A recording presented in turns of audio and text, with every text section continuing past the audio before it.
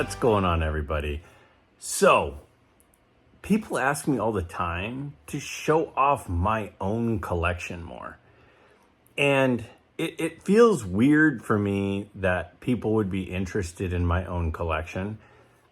But, I mean, I understand that it's fun to share and fun to see what other people are into. So I decided, because it's been a while since I've shown you some of my recent pickups, other than card shows. So when I'm at a card show, I always show off what I bought and what I paid. And I talk about all of that.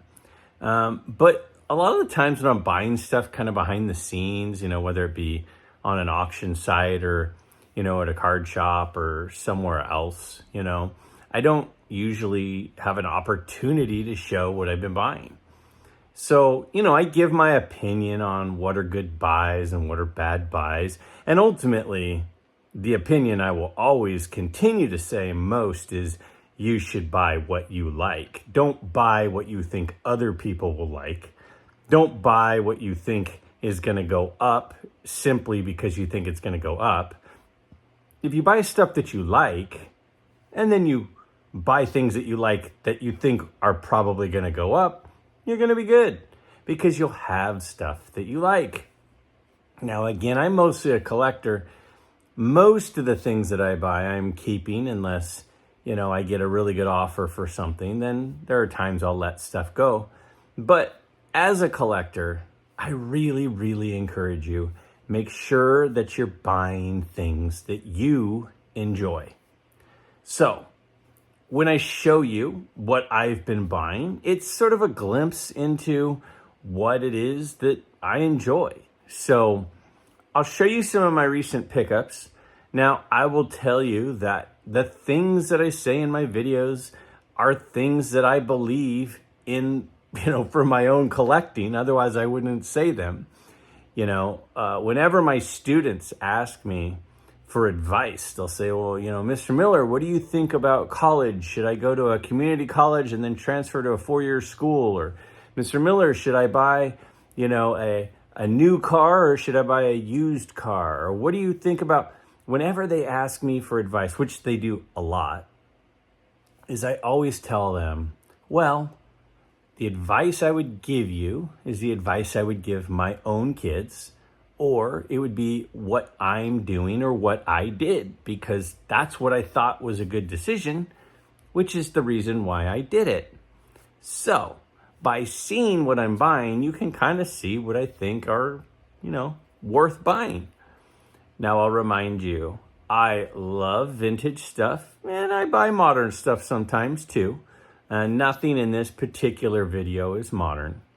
My favorite things to buy generally come from iconic sets. And for me, when I think vintage cards, the iconic sets that come to mind are the T206s, the 33 Gaudis, the 50 and 51 Bowmans, and 52 Bowmans.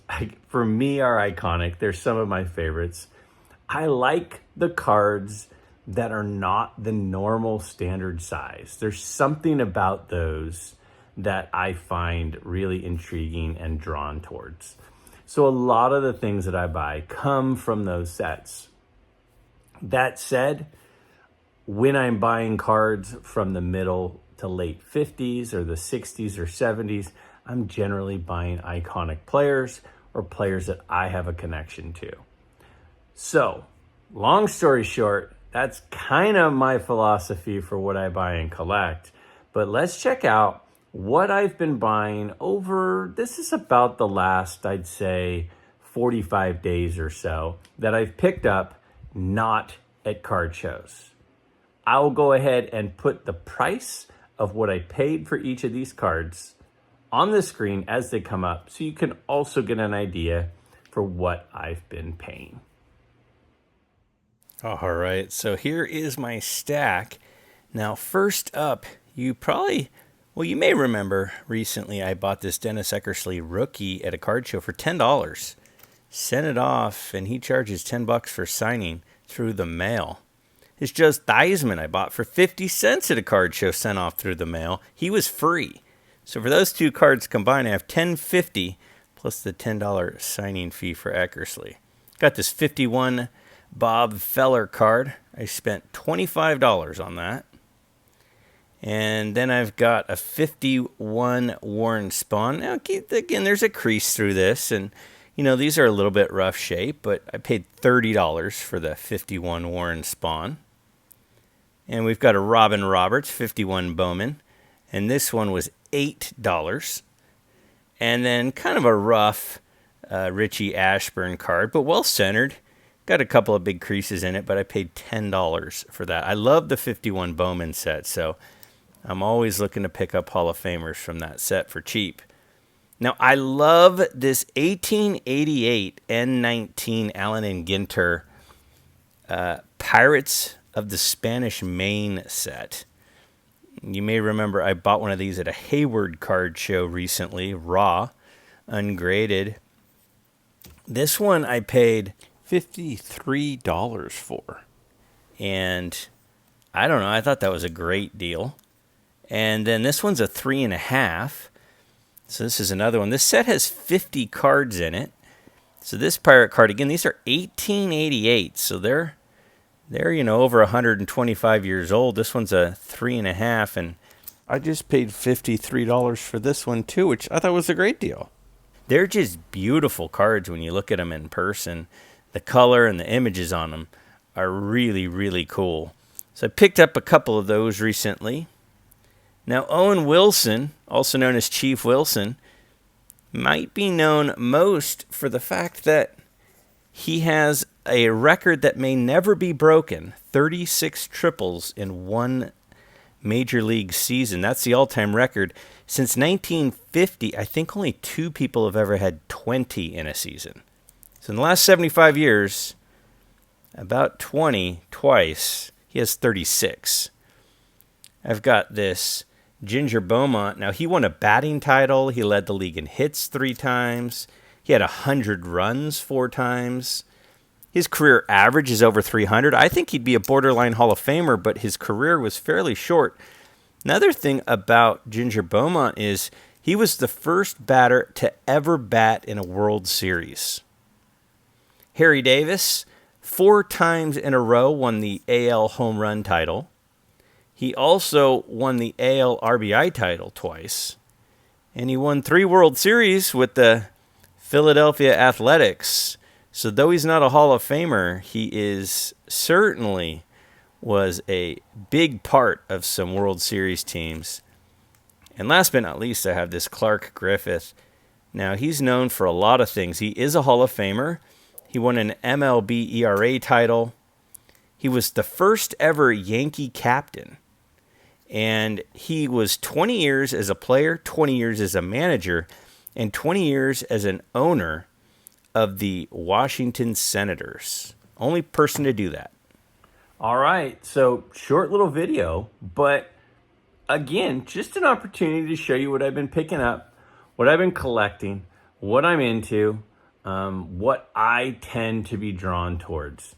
Now, I totally get if some of these cards are the sorts of things that you're into. I also understand if this is not your thing. That said, it is fun to kind of share with each other what we've been buying. So feel free to let me know what you think of the cards that I've recently been picking up.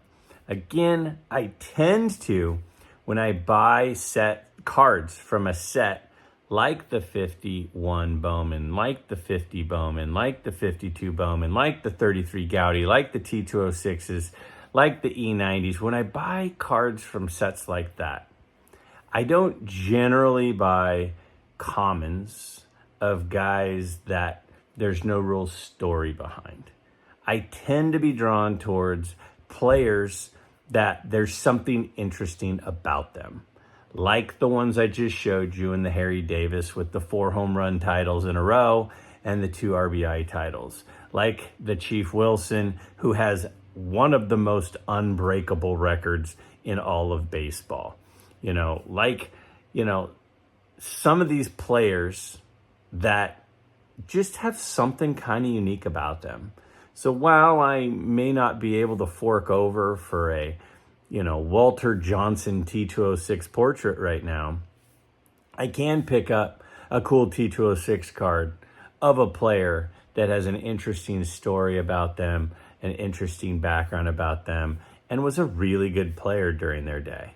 So, hope you enjoyed it. Let me know what you think of those recent pickups. And as always, I look forward to hearing what you have to say in the comments below.